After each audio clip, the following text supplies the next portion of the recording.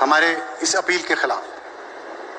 اسی دوران جنرل فیض حمید نے مجھے کال کیا. انہوں نے کہا میں آپ سے ملنا چاہتا ہوں.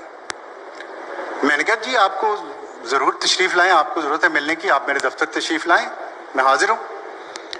وہ تشریف لائے اور میں نے اپنے پیمرا کے جتنے ہمارے ڈی جیز تھے ان کو سب کو الرٹ کیا. میں نے کہا کوئی نیشنل سیکورٹی کے ایشوز ہوں گے, ڈسکس کرتے ہیں کیا پیمرا کو کرنا پڑے گا, کرنا چاہیے, کیا ایشوز ہیں. ہم نے پوری تیاری کر کے بیٹھے تو جو میجر ایشو آیا ہمارے سامنے انفارچونیٹلی وہ یہ تھا کہ عامر لیاقت کو کچھ نہ کہیں.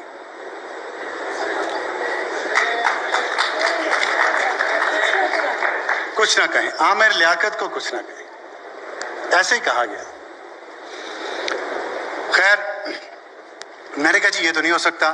وہ تو کاؤنسل آف کمپلینٹ میں کیس چلا گیا. کاؤنسل آف کمپلینٹ, طلعت بھی اس پہ کمپلیننٹ تھے اس میں, اور طلعت نے جو کمپلینٹ لکھی تھی اس کے الفاظ ابھی بھی میرے دل پہ نقش ہے. اس کی ذاتی باتیں اس لیے میں کرنا نہیں چاہتا, لیکن بہت دکھی دل سے اس نے وہ کمپلینٹ کی تھی, اس کو یاد ہوگا.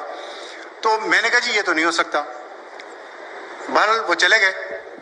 اس کے بعد سپریم کورٹ میں کیس چلا گیا ہمارا, اور عامر لیاقت پہ پابندی جاری تھی. تو honourable chief justice Saqib Nisar صاحب وہ کیس کو بنفس رویس سن رہے تھے, اور میں وہاں پہ آرگیو کر رہا تھا ان فیور آف بین آن عامر لیاقت. ہمیں بہت امید تھی کہ ہمارا کیس بڑا مضبوط ہے اور ہم بڑے اچھے آرگومنٹس دے رہے تھے. تو اچانک چیف جسٹس صاحب نے, آنریبل چیف جسٹس صاحب نے کہا کہ ابھی بریک ہے, بریک سے واپس آ کے ہم فیصلہ سنا دیتے ہیں. وہ بریک پہ چلے گئے. ہم بڑے خوش تھے کہ یہ فیصلہ پیمرا کا جاری رہے گا, اور اس پہ جو بھی کاؤنسل آف کمپلینٹ کا فیصلہ ہوگا وہی فائنل ہوگا. جج صاحب اور ان کا معزز بینچ بریک سے واپس آئے تو ان کا موڈ بدلا ہوا تھا. انہوں نے آتے ہی کہا کہ عامر لیاقت پہ پابندی ہٹا دی ہے ہم نے, عامر لیاقت پروگرام کرے گا.